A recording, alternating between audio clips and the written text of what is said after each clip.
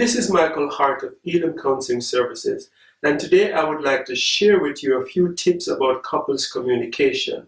Having counseled hundreds of couples over many years, I have come to realize that there are 5 basic pitfalls that affect couples communication. John Gottman, who does research on couples-related issues, says that conflict, if handled well, can be healthy for a relationship. So here are the 5 pitfalls. The first pitfall is deflection. When an issue is being discussed and other issues are brought into the conversation, this is an example of deflection.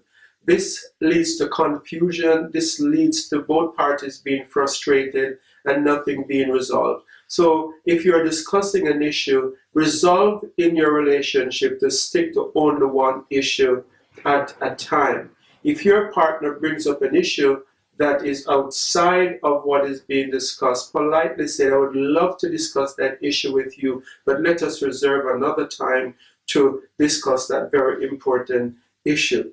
The second pitfall is diminishing. When an issue is raised by one partner and the other partner says this is not important or you're making too much of a big deal about a minor issue, diminishing has just taken place. Diminishing leaves the person who raised the issue feeling as if their feelings are not being validated and as if the other person is not concerned about their well-being. So the rule of thumb is that if your partner raises an issue, it is an important issue.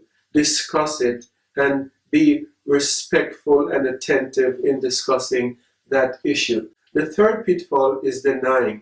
When an issue is raised and the other partner says it didn't happen, that is an example of denying. Reggae superstar Shaggy, in one of his music videos, shows an example of denying where this woman came home, caught her husband in bed with another woman, confronted him about it, and he said, it wasn't me. It didn't happen. So instead of denying, deal with the issue, resolve the issue, and get the issue out of the way. Because as long as that issue is unresolved, your partner is not going to forget about what they saw. The fourth pitfall is demonizing.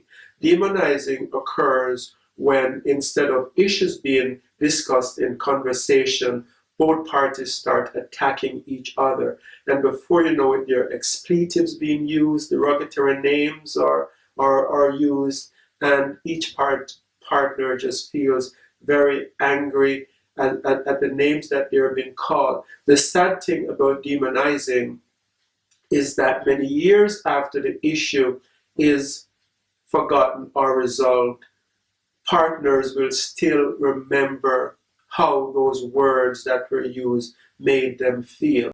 So researchers say that demonizing or use of hurtful words in couples communication is one of the hallmarks in relationships that are headed for divorce. So avoid name calling, avoid demonizing, and stick to the issues being discussed. The final pitfall is disrupting. When each partner talks over each other's voice, you are guilty of disrupting. The rule of thumb is to allow your partner to speak before you say what you have to say. Now, for the person who is speaking, it's also important that you speak for no longer than 2 minutes, because if you go for longer than that, this will lead to tension being built up in the other person, and they will have important things to contribute to the conversation, so they will be tempted to interrupt. So there it is, the 5 communication pitfalls. Avoid these 5 communication pitfalls, and you will be on your way to a healthier relationship. There are also other useful information on our website. There are a number of podcasts of our radio show, and you can access those information by going to our website. And again, thank you very much for listening, and God bless you in your relationship.